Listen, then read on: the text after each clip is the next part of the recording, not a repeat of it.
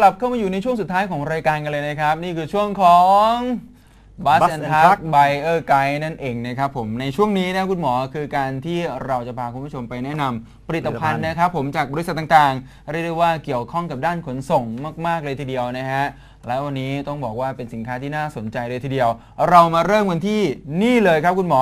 DTC GPS Tracking นะครับหรือว่าระบบติดตามยานพาหนะด้วยดาวเทียมครับคุณผู้ชมดียังไงครับคุณต้อมแน่นอนครับคุณหมออุปกรณ์ GPS Tracking นะฮะขนาดเล็กนะสำหรับติดตั้งในยานพาหนะครับซึ่งจะทำให้ผู้ใช้งานสามารถตรวจสอบตำแหน่งปัจจุบัน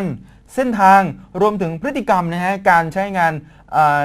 ในด้านยานพาหนะด้วยนะครับย้อนหลังได้ติดตามได้โดยสามารถออกแบบแอปพลิเคชันนี่การใช้งานได้ตามความต้องการนะครับคุณผู้ชมรวมทั้งนะยังสามารถแสดงผลข้อมูลบนเว็บไซต์ PDA หรือโทรศัพท์มือถือได้ด้วยเป็นยังไงฟังแล้วคุณผู้ชมโอ้โหคงอยากจะเห็นภาพแล้วใช่ไหมฮะแต่ว่าอดใจรอสักครู่หนึ่งเพราะว่ายังมีอีกหนึ่งบริษัทอีกหนึ่งผลิตภัณฑ์ครับคุณหมอครับก็ผลิตภัณฑ์นะครับของผมก็จะเป็นครับเหมือนเดิมอะไรฮะถัง NGV ยี่ห้อ MK Suzuki ไม่ใช่ครับผมคือยี่ห้อของตัวถังนี่แหละครับคือถัง NGV ครับที่ใช้ในพวกรถที่ใช้ติดก๊าซกันนะครับคุณต้อมพวกรถบรรทุกอะไรอย่างเงี้ยครับผมเป็นยังไงบ้างครับถังตัวนี้ฮะมีคุณสมบัติพิเศษอะไรบ้างครับก็คือในระบบการผลิตนี่เขาก็ใช้เทคโนโลยีนะครับจากประเทศเกาหลีนะครับผลิตโดยระบบ Seamless Steel Tubes นั่นเองนะครับผมผิวถังเรียบเนียนสม่ำเสมอไร้รอยต่อได้มาตรฐาน ISO 11439 หรือ 1149 นั่นเอง11439 นั่นเองนะครับผมผ่านการทดสอบด้วยแรงดัน300 บาร์ด้วยนะฮะคุณต้อมแล้วก็วางหัวถังยี่ห้อยังโดครับโดยระบบการตัดก๊าซอัตโนมัติทันทีที่เกิดการรั่วให้ความปลอดภัยสูงนั่นเองครับคุณต้อมเป็นไงครับสินค้าของผมจากทั้ง2บริษัทนี้เรียกได้ว่าคุณผู้ชมฟังแล้วเนี่ยอาจจะนึกภาพไม่ออกเดี๋ยวเราไปชมภาพทั้ง2บริษัทกันเลยฮะเอาละฮะหลังจากที่เราไปชมบูธต่างๆมากมายภายในงาน Bus and Truck แล้วและเราก็มาถึงบูธอีก1บูธนะครับนั่นคือบูธของ DTC นั่นเองและตัวนี้เราก็อยู่กับนี่ฮะคุณเดชนะครับหรือว่าคุณเดชกรศรีนรงค์นะครับผม Exclusive Project Consult นะฮะที่ยืนอยู่ข้างผมนั่นเองวันนี้เราจะมาสอบถามกันนะครับว่าเขามีอะไรนำมาโชว์ในงาน Bus and Truck 1ของเราบ้างนะครับสวัสดีครับคุณเดชครับคุณเดชครับวันนี้นำผลิตภัณฑ์อะไรมาโชว์ให้กับทางผู้ชมงาน Bus and Truck ครับผมหลักๆนะครับเนื่องจาก DTC เราเนี่ยเป็นบริษัทที่ทำเกี่ยวกับบริหารจัดการเป็น Fleet Management ที่ใช้ในกลุ่มของงานโลจิสติกนะครับหลักๆงาน Bus and Truck ที่เรานำมาในวันนี้จะเป็นผลิตภัณฑ์ที่มุ่งเน้นไปกับกลุ่มขนส่งที่เป็นรถใหญ่นะครับหลักๆ3ตัวที่เรานำมาใช้ก็คือจะเป็นพวกกล้อง DVR นะครับเรียลไทม์แล้วก็ในส่วนของตัวอุปกรณ์ GPS ที่ติดตั้งใช้ในการบริหารจัดการและสุดท้ายเป็นตัวอุปกรณ์ที่เป็นลักษณะออฟไลน์ที่เรามีการใช้งานอยู่นะครับในส่วนตรงนี้เรียกได้ว่าเป็นตัวเด่นเลยก็ว่าได้สำหรับการมาออกงานในครั้งนี้ใช่ไหมใช่ครับคือระบบ GPS ในการติดตามใช่ไหมฮะในพิกัดต่างๆใช่ไหมฮะใช่ครับคือผลิตภัณฑ์ของเราเนี่ย DTC เองเนี่ยเรามุ่งเน้นกับการบริหารจัดการนะครับเราทำเกี่ยวกับ GPS มา15 ปี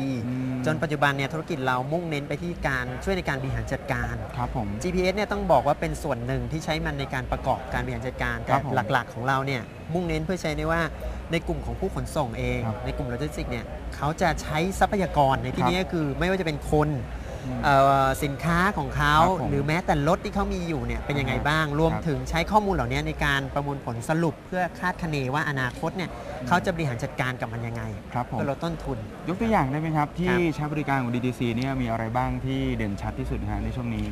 จริงๆแล้วเนี่ยเราให้บริการกลุ่มลูกค้านะครับตั้งแต่มีรถหลักแค่คันเดียวจนถึงหลักเป็นพันคันเราก็ให้บริการมาแล้วนะครับอย่างเช่นยกตัวอย่างกลุ่มลูกค้ารายใหญ่ๆที่เราดูแลอยู่เช่นAA มีอยู่2,000 กว่าคัน TPI CPAC ปตทนะครับเบียร์สิงห์เบียร์ช้าง SB Furniture แทบทั้งนั้นเลยใช้บริการของ DTC หมดเลยถูกต้องครับใช้ระบบของ GPS นั่นเองใช่ครับถูกต้องแล้วครับและถ้าเกิดลูกค้าเนี่ยฮะมาชมงานแล้วมีเหตุผลอะไรที่จะต้องเลือก DTC ฮะ เหตุผลหนึ่งนะครับผมเรียนว่าทาง DC เองเนี่ยโดยหลักการแล้วเนี่ยเราทำหน้าที่เป็นเหมือนที่ปรึกษา ครับ เรามองลูกค้าเนี่ยเป็นเหมือนคู่ค้าของเราเป็น ครับ คนที่เราจะต้องเดินไปด้วยกัน ครับ นะครับ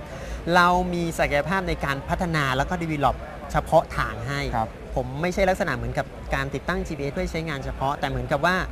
หน่วยงานและองค์กรของแต่ละที่เนี่ยมีการใช้งานยังไง เราก็สามารถปรับอุปกรณ์ของเรา ครับ ให้ใช้งานเฉพาะกับหน่วยงานนั้นๆ เพื่อให้เหมาะสมไปได้ เพื่อความเหมาะสมนะ ใช่ครับแล้วก็ใช้งานได้อย่างเต็มที่สูงสุด ไม่ใช่ว่าผมมีอุปกรณ์ตัวหนึ่งมาแล้วต้องปรับมาให้ใช้กับของผมไม่ใช่ แต่ผมเนี่ยจะปรับเพื่อให้ทางนั้นเนี่ยสามารถใช้งานได้ให้ตรงกับการใช้งาน คุณผู้ชมค่ะตอนนี้นะคะมาอยู่กับบริษัทแก๊สอีกยี่ห้อหนึ่งนะคะแต่ว่าบริษัทนี้ชื่อยาวมากเลยค่ะชื่อว่าบริษัทเจโมนานาโนอินเตอร์เนชั่นแนลประเทศไทยจำกัดใช่หรือเปล่า International จำกัดครับยังไม่มีประเทศไทย อินเตอร์เนชั่นแนลจำกัดนะคะอยู่กับคุณเกียรติศักดิ์ไทยคุ้มค่ะเป็นเซลล์แมเนเจอร์สวัสดีค่ะ สวัสดีครับ ชื่อบริษัทยาวมาก ครับ เลย ตัวนี้เป็น เติมประเทศ ที่มา ไทย จากคำว่า Jesus นะครับ ค่ะ คำว่าเจเนี่ยเจมาจาก Jesus ที่เป็นพระเจ้าของศาสนาคริสต์ของชาวคริสเตียน เป็นผลิตภัณฑ์ของประเทศไทยเลยหรือเปล่าคะ ตัวนี้เป็นผลิตภัณฑ์หลักของประเทศเกาหลีแล้วก็ประเทศอิตาลี อืม ฮะ เราจะมี 2 ผลิตภัณฑ์หลัก ค่ะ จากเกาหลีแล้วก็อิตาลี ค่ะ ฮะ อะไรที่มาจากเกาหลีคะ จะเป็นชุด conversion kit นะครับชุด conversion kit ยี่ห้อดิมโก้ ค่ะตรงนี้เหรอคะ ใช่ฮะจุดนี้ฮะซึ่งเป็นของประเทศเกาหลี ซึ่ง ค่ะ ในSoutheast Asia เนี่ยเกาหลีเนี่ยเป็นประเทศที่ถือว่าวิวัฒนาการทางด้าน NGV เนี่ยเทคโนโลยีตัวเนี้ยสูงสุดและราคาสมเหตุสมผล อืม ฮะ คือว่าก็ไม่ได้ถูกหรือแพงเกินไป ใช่ครับ แต่ว่าคุณภาพกับราคาไปพร้อม ๆ กัน ใช่ครับ อันนี้คือนวัตกรรมจากเกาหลีค่ะ ทีนี้ด้านอิตาลีบ้างค่ะเป็ ด้าน อะไร อิตาลีจะเป็นNova AP ค่ะ นะฮะ คือ เป็นชุด conversion kit เหมือนกัน ค่ะ นะฮะมีของ CNG อย่างเดียว 6 สูบและ 8 สูบ ค่ะ นะฮะโทษทีฮะมี 4 สูบ 6 สูบ 8 สูบ 3 ผลิตภัณฑ์ ค่ะ นะครับแต่ในส่วนของเกาหลีเนี่ยจะมีแค่ 4 สูบ มีทั้ง NGV และ LPG อืม นะแต่เมนหลักบริษัทของเราเนี่ยจะเป็นผู้นำเข้าถังนะฮะ ค่ะ ถังก๊าซนะครับจากต่างประเทศนะฮะจากเกาหลีเพื่อที่จะเข้ามาขายในเมืองไทยฮะ ค่ะ แล้ววันนี้ที่เอามาโชว์ค่ะ เป็นผลิตภัณฑ์เกี่ยวกับทั้งสองประเทศที่นำเข้าเลยหรือเปล่าคะ ใช่ครับกับทั้ง 2 อย่างที่นำเข้าครับวันนี้ ไฮไลท์ในงานนี้คืออะไรคะ ไฮไลท์ในงานนะฮะไฮไลท์ของงานของเราเนี่ยก็จะมีอยู่ที่ในส่วนของชุด conversion kit ค่ะ นะครับซึ่งอยู่ในตู้โชว์นี้ ค่ะ นะฮะแล้วมันติวาลเนี่ยนะฮะมันติวาลที่เราใช้เนี่ยรับประกันสูงสุดถึง 2 ปี อืม นะฮะ ค่ะ อ่า ก็คือวาล์วเปิดปิด อ่า การทำงานของแก๊ส ใช่ครับ นะะ ใช่ครับวาลมาดบอกระดับและเปิดปิดการทำงานของแก๊สเนี่ยรับประกันสูงสุดในประเทศไทย 2 ปี ปกติเขารับประกันกันแค่ไหนคะ 1 ปีฮะ 1 ปีเท่านั้น ใช่ครับ นี่อีกเท่าหนึ่งเลยค่ะคุณผู้ชมคะเป็น 2 ปี ใช่ครับแล้วก็ถังก๊าซของเรารับประกันสูงสุดนะฮะประกันวินาศภัยที่2 ล้าน US ดอลลาร์ถ้าเป็นเงินไทยก็ประมาณ 60 ล้านบาท โอ้ ถ้าเกิดการระเบิด ค่ะ ถ้าเกิดการระเบิด ในกรณีที่เกิดการระเบิด การระเบิดนี้อาจจะเกิดจากอุบัติเหตุการชนด้วยไหมคะ จากการผลิตชิ้นส่วนของโรงงานฮะ อ๋อ จากโปรเซสการผลิต เรารับประกันสูงสุด เป็นเจ้าเดียวในเมืองไทยที่รับประกัน2 ล้าน US ดอลลาร์เจ้าอื่นรับประกัน1 ล้าน US ดอลลาร์ ค่ะ เพื่อให้ลูกค้ามั่นใจว่าที่เรากล้ารับประกันได้ขนาดนี้เนี่ยแสดงว่าผลิตภัณฑ์ของเราเนี่ยได้รับมีมาตรฐานแล้วก็คุณภาพในการผลิตจริง ๆ เพื่อความปลอดภัยของผู้ใช้ โอ้คุณผู้ชมคะ60 ล้านบาทไทยค่ะ ที่เกิดจากการผลิตแล้วมีปัญหาจริงๆอะนะคะ ครับ รับไปเลย ครับ อันนี้แสดงว่ากล้าการันตีขนาดนี้ผลิตภัณฑ์ก็ต้องดีจริง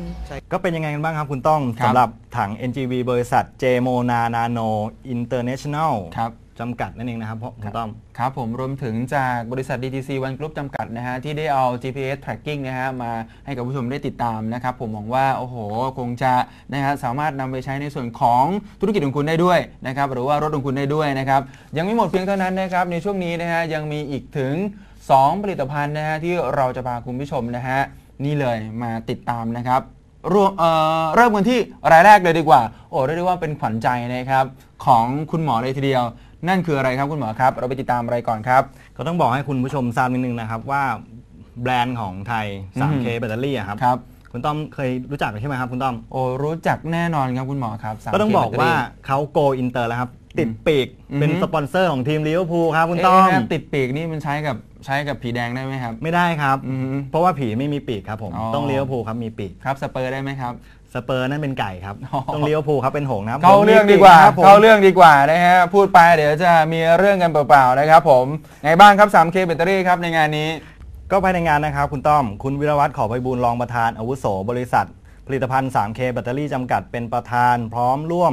มิสเตอร์เอียนไลท์อดีตกองหน้าระดับตำนานของทีมหงแดงคุณต้อม ครับผม คนนี้คุณต้อมรู้หรือเปล่าครับรู้จักหรื แน่ เป น ล่า อนครับผมทราบดีมากๆนะถึงแม้ว่าผมจะไม่ได้เป็นแฟนคลับหงแดงแต่ผมก็ทราบดีฮะคนนี้ฮะ และยังไม่หมดนะครับยังมีมิสเตอร์โจนาธานเคนนะครับผู้อำนวยการฝ่ายพัฒนาธุรกิจระหว่างประเทศจากสโมสรลิเวอร์พูลด้วยนะครับและ ครับ มิสเตอร์ไซมอนแลนดี้ประธานสภาหอการค้าอังกฤษแห่งประเทศไทยนะครับมาร่วมงานแถลงข่าวเปิดตัว 3K แบตเตอรี่ร่วมสนับสนุนสโมสรลิเวอร์พูลทีมดังที่สุดแล้วครับตอนนี้ เรียกได้ว่าวันนั้นนะครับมีเขาเรียกว่าเซเลบริตี้นะครับมาร่วมงานกันอย่างคับคั่งเลยทีเดียวนะครับไม่ว่าจะเป็นทางด้านหนุ่มสอนรามเทพิทักษ์นะฮะกองหน้าหยกนะปิยพงษ์ผิวอ่อนด้วยมี เดอะตุ๊ก เดอะตุ๊กนะฮะมีบีมาติกานะครับผมมีใครอีกนะนิน่าเรียกได้ว่าเป็นแฟนของแดงตัวยงเลยก็ว่าได้ ใช่ครับ ณหม อยู่ใน ครับ สายเลือดแล้วครับตอนนี้ ถูกต้องครับ แล้วเขา ผม วางแผนที่จะพาลูกของเขา อืม ไปดูบอลอังกฤษตอน ครับ ลิเวอร์พูลแข่งด้วยนะครับผม ครับผมเห็นบอกว่านะทาง 3K แบตเตอรี่เนี่ยเรียกได้ว่าทุ่มงบมหาศาลเพื่อการนี้โดยเฉพาะยังไงบ้างครับคุณหมอครับ ก็ต้องบอกว่าทาง 3K เนี่ยนะครับคุณต้อมทุ่มงบประมาณนะครับจำนวน300 ล้านบาทนะครับ โอ้โห เป็นเวลา3 ปีเต็มๆนะครับผมภายใต้แนวคิดที่ว่า 3K พลังหงแดงแรงระดับโลกนั่นเองนะครับคุณต้อม ไม่ต้องย้ำฮะ แล้วก็นอกจากนั้นนะครับการเซ็นสัญญานั้นสนับสนุนสโมสรลิเวอร์พูลในครั้งนี้ 3K แบตเตอรี่ยังจะได้รับสิทธิ์ ครับ รับสิทธิ์ครอบคลุมในด้านต่างๆนะครับ ครับ ผมประกอบด้วย 1. สามารถ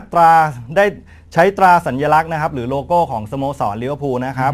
ในทุกสื่อรวมถึงโฆษณาทุกชิ้นนั่นเองนะครับคุณต้อมแล้วก็ 2. ครับ การใช้ภาพนิ่งและภาพเคลื่อนไหวนะครับผม ครับ ในการทำกิจกรรมส่งเสริมทางการตลาดที่เกี่ยวข้องกับสินค้าแบตเตอรี่ในประเทศไทยอีกด้วยนะครับ ครับ 3. ลิขสิทธิ์การทำพรีเมียมโปรโมชั่นต่างๆนะครับผม 4. การทำกิจกรรมกับกลุ่มแฟนคลับในประเทศไทยแต่เพียงผู้เดียวอีกด้วยนะครับคุณต้อม โอ้โหเรียกได้ว่าคุณผู้ชมบรรยากาศในงานวันนั้นเนี่ยผมกับคุณหมอก็ไปอยู่ในงานนั้นด้วยนะฮะโอ้โหกรี๊ดกราดกันแบบว่าเต็มที่เต็มเหนี่ยวกันเลยทีเดียวคุณผู้ชม กรี๊ดคุณต้อมเหรอครับ ไม่ได้กรี๊ดของผมแล้วฮะเขากรี๊ดนี่เลยเรียกว่าใครๆก็อยากเห็นครับคุณผู้ชมนั่นคือเอียนรัต ใช่ เรียกว่ากองหน้าของลิเวอร์พูลเรียกว่าร่างบางนะครับขนาดวันนั้นคำสัมภาษณ์ของเดอะตุ๊กนะหรือว่าปิยพงษ์ผิวอ่อนยังบอกว่าได้นำแนวทางการเล่นเนี่ยของเอียนรัตเนี่ยนะครับมาใช้มาปรับใช้ถูกต้องครับผมเนี่ยโอ้โหเจ็บปวดใจมากๆเลยฮะ เพราะอะไรครับคุณต้อม ให้ผมไปทำข่าวไม่พอครับคุณหมอให้ผมไปถ่ายรูปกับหงแดงแล้วไปไหว้แอนดี้แคโรอีกนะฮะแคโรใช่ไหมครับ ใช่ครับผม โอ้โหแค้นใจมากๆเลยฮะคุณผู้ชม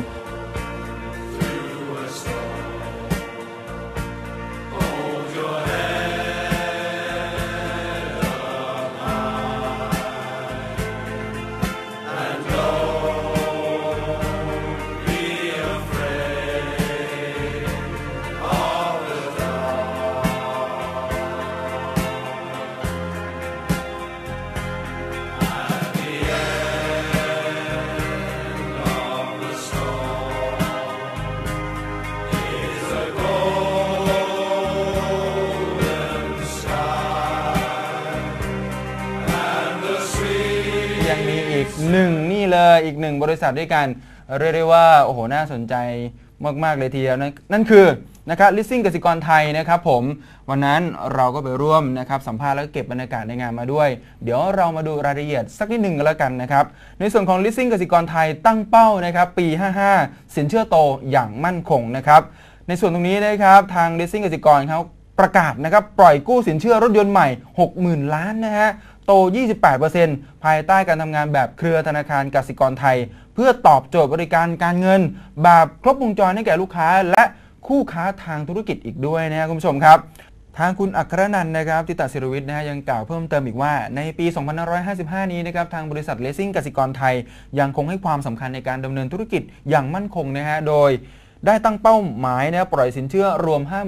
59,908 ล้านบาทด้วยกันครับซึ่งจะทำให้บริษัทนะฮะมียอดสินเชื่อรวมอยู่ที่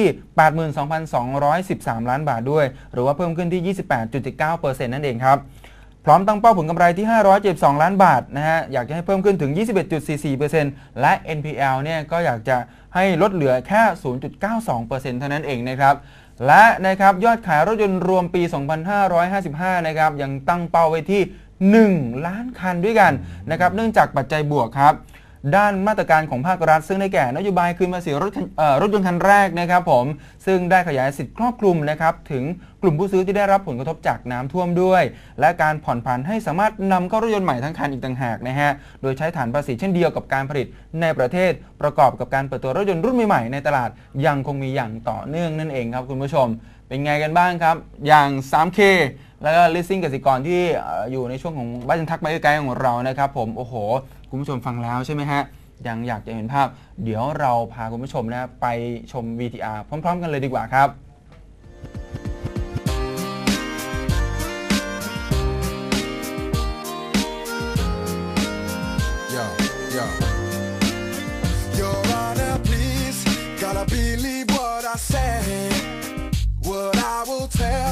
Happened just the other day. I must confess, 'cause I've had about enough. I need your help, gotta make this here thing stop.